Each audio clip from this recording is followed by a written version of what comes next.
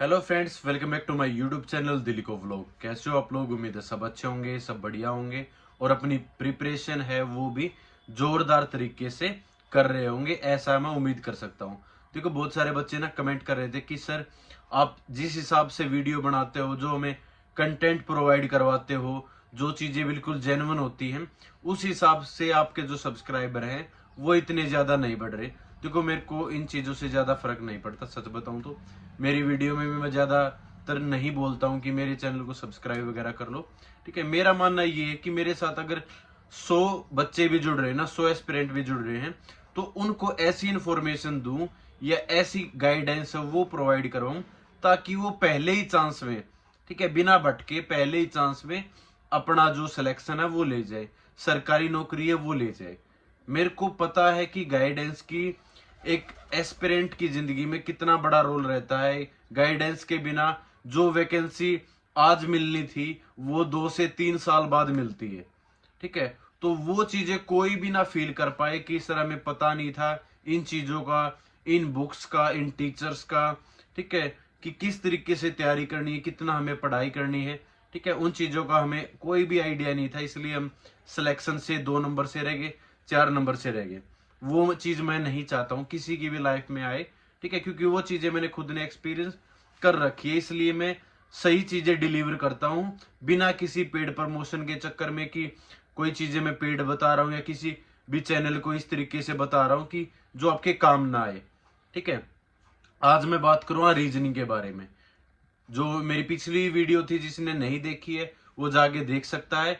मैंने जीएस के ऊपर बता दिया कि आपको कहाँ कहाँ से चीजें हैं फॉलो करनी चाहिए ताकि आपका सिलेक्शन वो हो जाए। उसके बाद मैंने मैथ है उसके बारे में बता दिया था, किस तरीके से मैथ को स्ट्रॉन्ग किया जा सकता है स्टेप वाइज। आज जो बात करूंगा वो करूंगा रीजनिंग, क्योंकि ज्यादातर बच्चे रीजनिंग पर फोकस नहीं करते हैं, ठीक है। रीजनिंग को ये मान के चलते हैं वो कि रीजनिंग तो सर हम अगर 25 की रीजनिंग आएगी तो हम 20-22 स्कोर कर पाएंगे, ठीक है। वो तभी पॉसिबल है जब आपने रीजनिंग पहले से कर रखी हो, पहली बात, ठीक है। दूसरी बात, आपने प्रैक्टिस भी कर रखी हो। और तीसरी बात, जब आपके पास टाइम है, अगर आपके पास अच्छा खासा टाइम है एग्जाम के अंदर, तब आप ये है कि आप वहां पर कुछ भी ऐसे तुक्का वगैरह लाके या किसी ट्रिक से इस तरीके से उस चीज को निकाल पाओ। लेकिन अगर आप बिगिनर हो, ठीक है, आप प्रैक्टिस है वो नहीं लगाई आपने पीछे काफी दिन से या काफी महीनों से, ठीक है, और अगर आपके पास उतना प्रॉपर टाइम नहीं है एग्जाम के अंदर, तो आपको रीजनिंग को हल्के में नहीं लेना भाई। वो चाहे किसी भी एग्जाम की प्रिपरेशन करने लग रहा हो।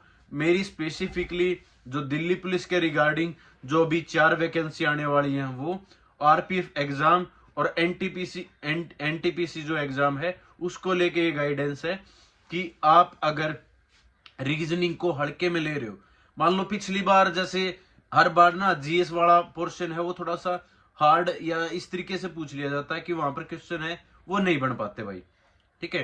तो अगर ये मान लो कि जीएस में तो आपका जो स्कोर रहना वो रहना है, उसके बाद अगर रीजनिंग में भी आपका जो स्कोर है वो कम रह जाए, 5 से 6 नंबर अगर रीजनिंग में भी कम रह जाए, क्योंकि बहुत सारे ऐसे चैप्टर हैं जैसे कैलेंडर है, कोडिंग डिकोडिंग है, ठीक है, वो आपसे ना बन पाए, तब क्या होगा?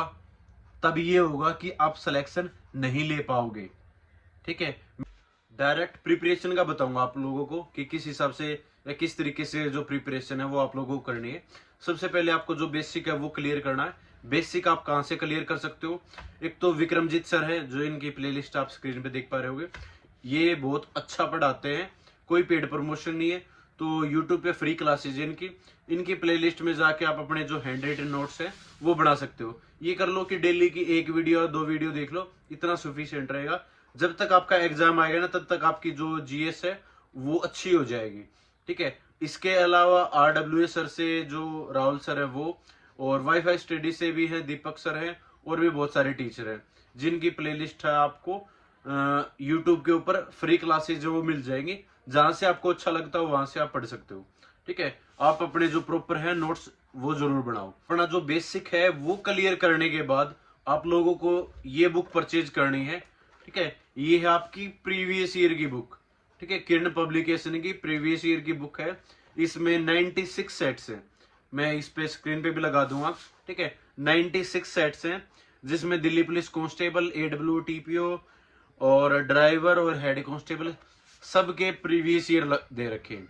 अगर ये भी खाली, अगर ये बुक भी आप प्रैक्टिस के लिए लगा लोगे ना, तो आपका जो स्कोर है वो इम्प्रूव हो जाएगा और रीजनिंग में आपका स्कोर है वो कम नहीं रहेगा। ठीक है, तो आप इसके भी प्रैक्टिस सेट लगा लोगे एटलीस्ट। इसके प्रैक्टिस सेट लगाने से क्या फायदा होगा कि जो भी क्वेश्चन आपसे नहीं बनेंगे ना जिस भी टॉपिक से, वो टॉपिक जाके फिर आप यूट्यूब पे जो विक्रमजीत सर हैं या राहुल सर है, वहां से आप वो सिलेक्टेड टॉपिक है वो देख सकते हो।